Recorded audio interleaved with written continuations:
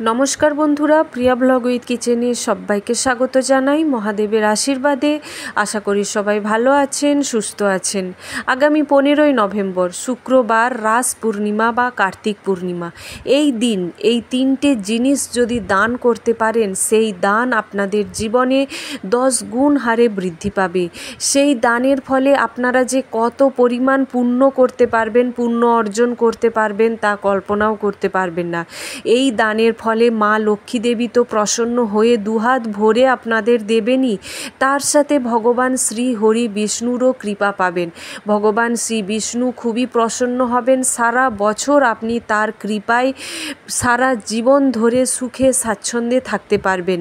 এছাড়াও যারা বিবাহযোগ্য পাত্রপাত্রী, বিবাহ হচ্ছে না, এই একটি জায়গায় প্রদীপ দান করতে পারলে আপনাদের সমস্ত বাধা দোষ ত্রুটি কেটে সুপাত্রে পাত্রীর সাথে সঠিক জীবন সঙ্গিনীর সাথে সারা জীবন ধরে সুখে সংসার করতে পারবেন। এছাড়াও বন্ধুরা আপনাদের জানাবো, মা লক্ষ্মীর প্রিয় যে ভোগ, কোন ভোগ নিবেদন করলে মা লক্ষ্মী এত পরিমাণে খুশি হয় যে আর অন্য কোনো ভোগেই হয় না।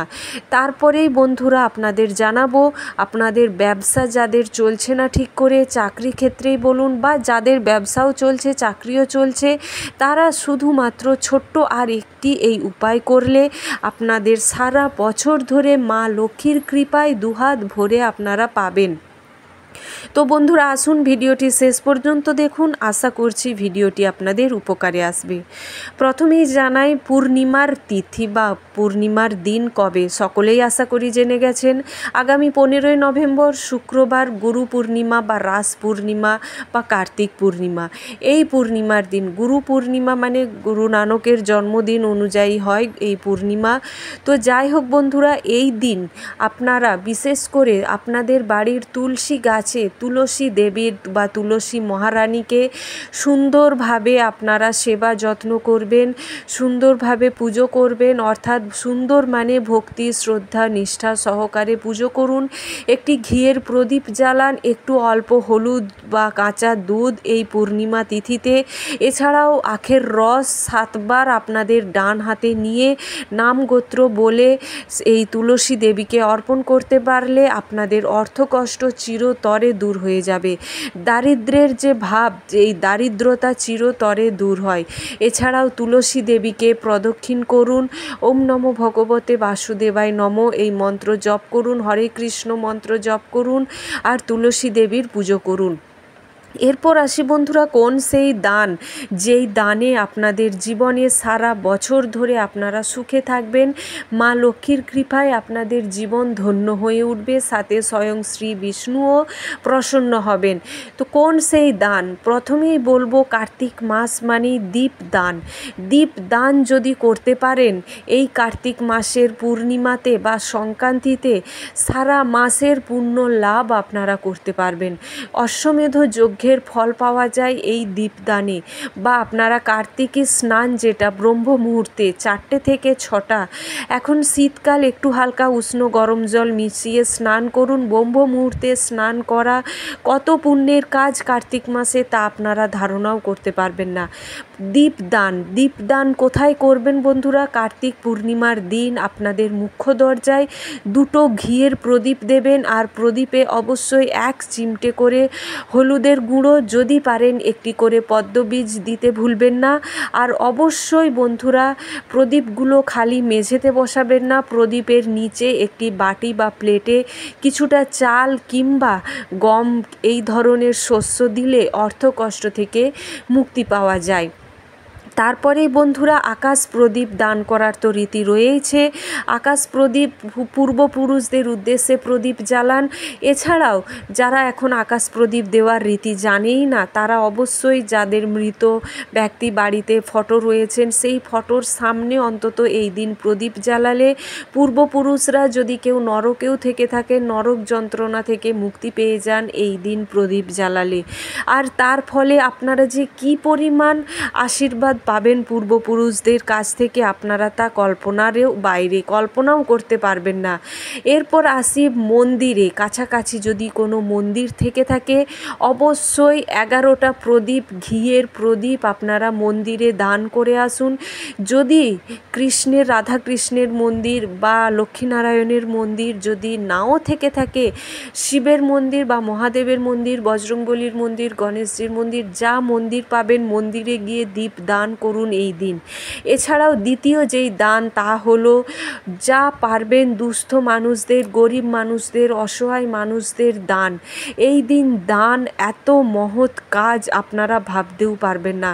যেমন পারবেন অন্ধ মানুষ, বোবা মানুষ যারা পাচ্ছে না, একদম অসহায় দরিদ্র মানুষকে দান করুন।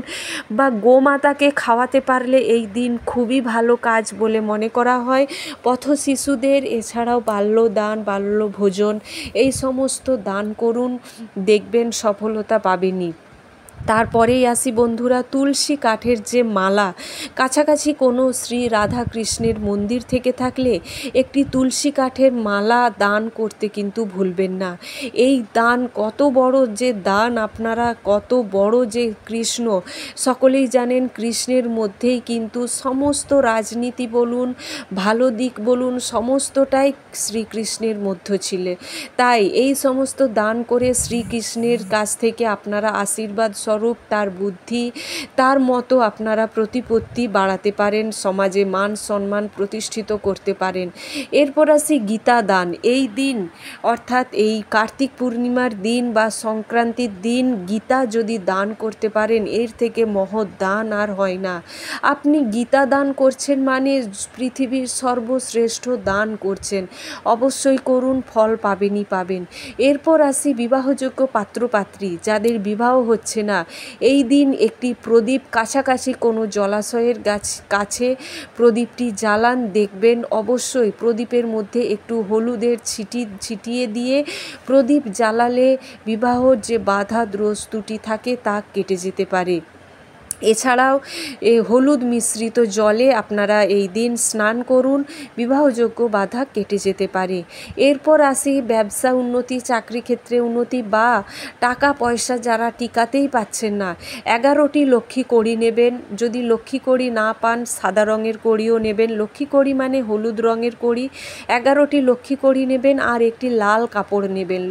বাড়িতে তো লক্ষ্মীনারায়ণের পুজো করবেনই, বা রাধাকৃষ্ণের বা বালগোপাল যারই পুজো করেন, মা লক্ষ্মীর কাছে এই একটি কাপড়, লাল শালু কাপড় রেখে তাতে 11টি কড়ি সাজিয়ে রাখুন। কড়িগুলোর ওপর হলুদের টিপ, সিঁদুরের টিপ আর একটু আতপ চাল, অক্ষত আতপ চাল ছটিয়ে পুজো করুন। সাথে মহালক্ষ্মীর মন্ত্র তো জানেনই, ওম শ্রী শ্রী মহালক্ষ্মী আয় নম। আর সাথে নারায়ণের মন্ত্র, যেটা কৃষ্ণের মন্ত্র, ওম নম ভগবতে বাসুদেবায় নম বা নম নারায়ণা। এই মন্ত্রগুলো 108 বার করে জপ করুন, নারায়ণের মন্ত্র আর মা লক্ষ্মীর মন্ত্র দিয়ে পুজো করে দিন।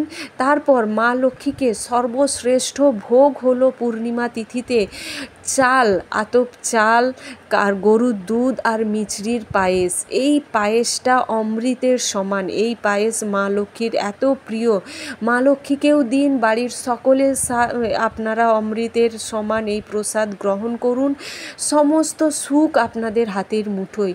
শুধু এই পূর্ণিমা কেন, বছরের 12টা পূর্ণিমাতেই মা লক্ষ্মীকে এই প্রসাদটা যদি দিতে পারেন, আপনাদের জীবনে কখনোই অর্থের অভাব হবে না। এছাড়াও সন্ধেবেলায় চন্দ্রদেবকে অর্ঘ্য দিন। যাদের মনে শান্তি নেই, যারা খুবই রাগী, চঞ্চল স্বভাব, বাচ্চাদেরও চঞ্চল স্বভাব, পড়াশোনায় মন বসছে না, বাচ্চারা তো পারবে না, তার মা বাবারাই এই কাজগুলো করতে পারবেন। কি করবেন, সন্ধেবেলায় চন্দ্রদেবের উদ্দেশ্যে কাঁচা দুধ, তাতে কিছুটা আতপ চাল, অক্ষত যাতে ভাঙাচোরা না থাকে, আর মিশ্রি একসাথে একটি ঘটিতে নিয়ে যেমনভাবে সূর্যদেবকে অর্ঘ্য দেন তেমনভাবেই চন্দ্রদেবকে অর্ঘ্য দিন। একটি কাছে বালতি বা গামলি রেখে দেবেন, সেই দুধ যেন ওই গামলির মধ্যে পড়ে।